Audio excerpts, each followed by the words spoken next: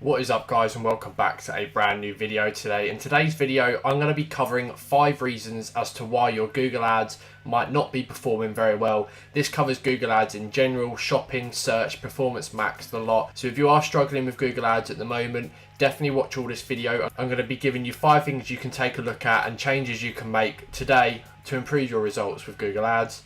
Now, just before we jump into it, if you are new around here, make sure to subscribe. And please do drop a like down below, it really does help the channel out. And if you've got any more detailed questions that you want answering, feel free to drop me a message on Twitter and Instagram. I'll leave links to those in the description down below. Now, the reason I'm making today's video is because I've received a lot of messages, especially over the last week, about people struggling with Google ads and not seeing results. I've been in the same boat as you, I'm sure everyone has who runs Google ads. So I'm going to be sharing with you 5 things that I take a look at and do with my sites and my Google ads accounts to improve results. Now, jumping into the first thing here, and it's quite an obvious one, but I cannot stress enough how important this is, and that is to make sure your Google ads conversion tracking is set up properly. Essentially making sure your Google ads account is tracking every single conversion or sale correctly and reporting it in your account, because if not, you're going to see massive issues with performance, obviously massive issues with Google conversion tracking, and I'm going to be showing you in a minute the problems you can face if this isn't set up correctly. Now, like I said, this is one of the most, if not the most important thing to make sure you have installed correctly on your ad account and your website. I advise getting this sorted before you even touch Google ads and start running ads, but if you are already watching this and you do notice an issue with conversion tracking, please make sure you watch all this snippet here because it really will help you out. I learned the hard way with this. After launching my USA site for 3 to 4 months, the first 3 to 4 months of me running that store last year, my Google conversion tracking wasn't set up correctly. I thought it was until I started running ads and only noticed Google reporting about 50% of the conversions in my campaigns, which is obviously a big problem. If Google aren't seeing all the conversions, it is going to be harder for it to optimize, and you are then going to have issues with running campaigns that do have things like a target CPA or a target ROAS, because if Google's not seeing all those conversions correctly, you're not going to be able to see the correct data, and they're not going to be able to use the correct data to optimize your campaigns. So like I said, 3 to 4 months on this site, I ran without a proper conversion tracking, and because of this very simple issue, I was not profitable for 3 to 4 months on this site. I was breaking even. Luckily, I was breaking even and I wasn't making a loss, but I know some people, a lot of people, if you're in the same boat, you might be suffering at a loss just because you haven't got this set up correctly. Now, in a matter of 24, 48 hours after I got this issue fixed, I was seeing very good results, and it essentially lifted up that barrier on that account, and I was able to scale and grow this business very well with Google. Now, this does involve coding and things like that I don't know how to do myself. I simply went onto Fiverr, contacted a web developer, and he literally sorted it out for me in 10 to 15 minutes. He just looked through my site, told me what was missing in my code. He sent me a piece of code that I just literally needed to add to my Shopify theme, and it fixed it. And since then on, it was tracking conversions correctly. Now, I do keep in touch with the developer on Fiverr. I'm going to leave his link at the top of the description if you need conversion tracking set up for you, or if you just need it fixing for you if your current conversion tracking isn't working properly. Just shoot this guy a message, he'll get back to you very quickly, he'll resolve it very quickly for you, and that's one less thing to worry about. Once it's fixed, that's it, you don't need to worry about it again. So top of the description, I'll leave a link to Fiverr, to the developer that I use to get this resolved, and he will get that all sorted for you. Now, next up is optimizing your product data feed. This is essentially the feed you're submitting to Google Merchant Center. That includes all the data about the products you're trying to sell on Google Shopping. You know, things like image, price, title, description, categories, brand, you know, that sort of thing. Now, launching with basic titles and descriptions that are very limited with the keywords they include will limit your reach with Google. It's as simple as that. And even worse than this, so many people launch their Google Shopping campaigns with no SEO titles and descriptions, and I'm going to show you the importance of those in a minute and briefly explain what they are. Now, SEO titles and descriptions are different from your Shopify product title and your Shopify product description.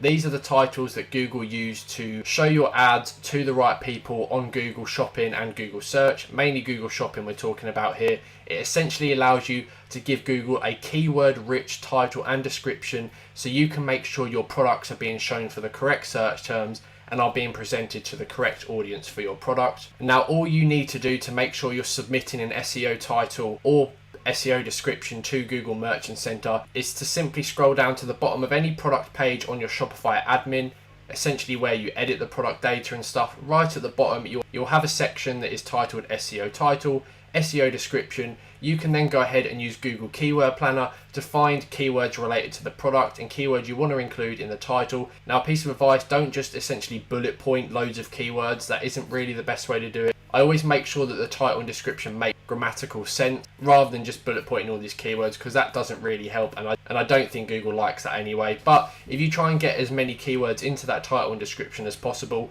you'll be expanding your reach, but most importantly, it will allow you to get your product in front of the right audience. And now, this isn't the only way you can optimize your product feed. There are so many other ways you can do it too. I might make a full video on every area you can improve, but a couple of other things to mention is the images you're using, and most importantly, the main product image you are submitting to Google. So for example, here I've just searched on Google Corner Desk. It's this image here that is very important, because this is the first image your potential customer is going to see. If you're giving Google very low quality, just poor images here, your click-through rate's going to be bad. People are not going to want to click on that product if it's got a terrible image. So why not just order the product to your house if it's small enough? Take some pictures on your iPhone. You know, the camera's good enough on there. You can set it up as a lifestyle image. There are so many different ways you can make an attractive looking product image just on your own. You don't need to hire photographers or any experts like that. Most of my products, I take images myself, and having that high quality image and presentation definitely allows you to stand out from the competition. Another thing to consider is price tweaking. Now, I always advise with Google, you don't need to be the cheapest on Google Shopping to see success. I mean, just off the top of my head, I'm probably not the cheapest on any of the products I sell on Google, but obviously still see really good results. Now, having a combination of high quality images and a solid landing page, coupling those with a premium price, you are creating a high perceived value product. And by doing this, customers are going to be willing to pay a higher price for that because of the way you're presenting your product to them. If you've got terrible images, a terrible description, and a terrible looking website, customers aren't going to want to pay a premium for the product. But if you're presenting your product in such a good way, by including very good images, videos, GIFs, outlining the key benefits of your product and how it will improve their lives essentially, this creates a high perceived value and will allow you to charge a higher price. But going back to the previous point with Google, it all starts with that image. That's the first thing a customer is going to see when they search for a product. And having a high quality image that stands out is going to earn you that click, and then it's all about your website to generate the actual conversion. So there are lots of areas you can definitely work on with optimizing your product feed here. And like I said, this is a common strategy I use with my best sellers. A good way to do it is charge a cheap price to begin with, but as you're getting conversions and building up that data, just increase your price every so often. Some products I started, for example, at $45, they're now selling for $68 because over time I've made the images better, I've made the landing page better, and my conversion rate hasn't dipped even though I've increased the price of some products, by 20, 30, 40%. But if you are just starting out, it is often good to charge a cheaper price, but please do not think you need to be the cheapest to see any success. If you follow this step here, you should be okay. Now, next up is something that a lot of people again ask me is, how much should I be spending on a product before I kill it? Now, I just want to say I very rarely kill products on Google. By that, I mean just completely removing them from my website and campaigns. If you watched my previous video, I did touch on this a little bit, but we'll go over it again here. Now, there are many reasons a product is not going to be doing well on Google, and that could be the image, the price, the landing page, essentially what we just spoke about. There are so many areas you can change before completely killing a product. I'm just going to go through a few here of changes you can make today. If you are having issues with conversions on a particular product, you can make these changes and hopefully see an improvement in conversion rate or just performance in general. So if there is a product standing out for you that you're considering getting rid of, make sure you do these things before you do, because it could completely revive your product. And in a matter of days or weeks, it could become a very, very good seller. Now, I'll analyze and optimize the product's landing page first. By that, I mean improving the product description. Some product descriptions I had were very, very long and long-winded. I've cut these down and only included the key points for a product. It's very rare a customer's going to sit there for 10, 15 minutes analysing your product page and reading into all the information you've got. You want to essentially get to the point straight away at the top of the product description and give the customer those key benefits of the product, because that is the information they are looking for, and that is the information that they want to hear. And that is information that could potentially be the difference between them buying and not buying that product. As well as the description, You could test things such as new product images, not just the main product image on Google. You could change the images you're using in your descriptions. You can add GIFs to your descriptions or videos. Now, this is something I do a lot. Adding a GIF of the product in use is a very good strategy to use. And one other final thing I use is Looks reviews for my product reviews on Shopify. There will be a link down below to Looks there to add it to your store if you haven't already. Having good quality customer reviews for your products is very, very beneficial and will definitely help your conversion rate. But I can't stress enough, don't just go importing 50 or 100 views from AliExpress with poorly translated foreign language, because that's not going to help your conversion rate. Having good quality reviews, well-written reviews, good reviews with good images as well. It's better to have 5 very high quality reviews on your product page rather than 50 product reviews that don't really make sense or show the product off very well. So definitely focus on that. And that there is just a few things that I check on my product page and changes I make before completely killing the product. And I've said this to a lot of people before in comments as well. In my opinion, there's no such thing as a bad product when it comes to Google ads or Google shopping ads. There's always something you could change with that product that could improve the performance of it. It is as simple as that. And that's the beauty with Google. There are so many changes you can make to it. You could go through and change so many areas of the product, and one day it could be performing bad. You could then make those changes, and then the next day you suddenly see results with it. So just analyze that product, tweak things every now and then. If you're not pleased with the performance, sooner or later, if you take this seriously, something is going to change that is going to help the performance of that product. So don't be in a rush to kill products if you're not pleased with the results. There's always something that can be done to improve that. Okay, next up here is going to be using the wrong campaign types and bid strategies. This might seem very straightforward and simple, but a lot of people choose and select the wrong campaign types for e-commerce businesses, the wrong bid strategies. I'm going to recommend a few that you should not be using and ones you should probably lean towards using for your e-commerce brand, whether that's drop shipping. If you're not drop shipping and got an e-commerce brand, this will apply to you as well. So I'm just hopping over to my Google Ads account here, and when you're making a campaign, you have all these options here. Some people say create a campaign without a goals guidance, but for me, I always select sales, because we're trying to get those sales, we're trying to get those orders on our website, and optimizing for sales is something I've only ever used for e-commerce, so I would definitely recommend this. Some people might be clicking website traffic to get more visitors. The quality of that traffic will be a lot poorer. And obviously, going back to the first point here, making sure your conversion goal and your conversion tracking is set up correctly, because the last thing you want is to start running and paying for Google Ads and your conversion tracking not being done correctly. Now, campaign type is the next option you'll have to choose here. You've got search, you've got performance max, display, shopping, video, and discovery. Now, the main thing I run is Google shopping ads with obviously the merchant center product feed. I will always either choose shopping or performance max. I do run display and search campaigns, but they're supplementary to the shopping and performance max campaigns that spend the majority of my budget. Now, I've made a video on the shopping category here. It is essentially a beginner's guide and a low budget testing strategy for Google shopping, and this is the thing you'd want to use. Just go onto my channel and watch that video if you are launching Google Ads with a low budget. But if you've got a higher budget and got budget to spend, I do recommend performance max campaigns. And when I say a higher budget, I mean at least $100 a day for performance max if you're just starting out. If you're planning on spending less than that a day, I do recommend opting for shopping. This is manual standard shopping, which does have different bid strategies, and I am going to quickly hop into both here just to show you what bid strategies you should be using for each campaign type. Now, I'm just going to cover performance max first, because I'm not actually running any standard shopping campaigns at the moment because I'm scaling. Performance max just allows you to scale at a level standard shopping doesn't really allow you to do. So with performance max, you can see here there are 2 bid strategies. You've got conversions, you've got conversion value, and for each of these you've got a extra optional thing here where you can set a target cost per action, so a target cost per sale or cost per conversion, or with the conversion value you can set a target return on ad spend.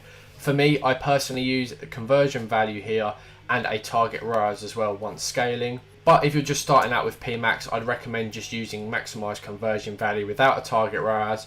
Once you've been running performance max campaigns for a while and see a consistent result, a consistent ROAS you're achieving, it's always good to add this to control your spend and allow you to scale at a profit level you're happy with. So if you are running PMax campaigns, take note of that. That is the bid strategy I recommend for that. Now, I'm just hopping into my UK Google Ads account just to show you the bidding strategies for the standard shopping, just because I've not actually got any campaigns on my American site with that.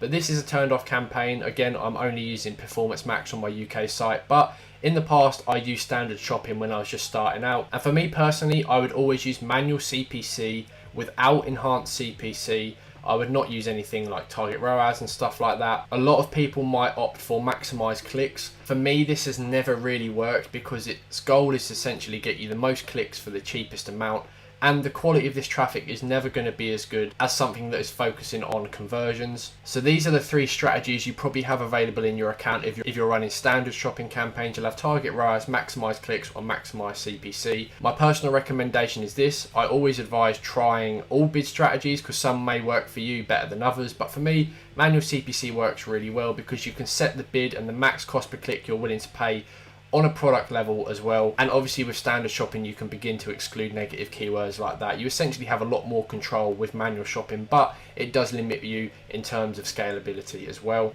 So that is just a quick overview of the campaign types and bid strategies that you should be using for e-commerce stores and drop shipping and stuff like that. If you are using anything I didn't mention just then, please do consider changing and testing different bid strategies and the ones I've recommended, because that could be the reason you're not seeing very good results. And the final point here, guys, patience is key. I cannot stress this enough. In this day and age, with the content you're probably consuming on YouTube related to Facebook ads and TikTok ads, you expect very quick results and overnight success essentially. Now you can see very quick results with Facebook and TikTok, I'm certainly not denying that, but Google Ads isn't like that. It can take time, sometimes a very, very long time. So please don't be discouraged and disheartened if you're not seeing results quickly.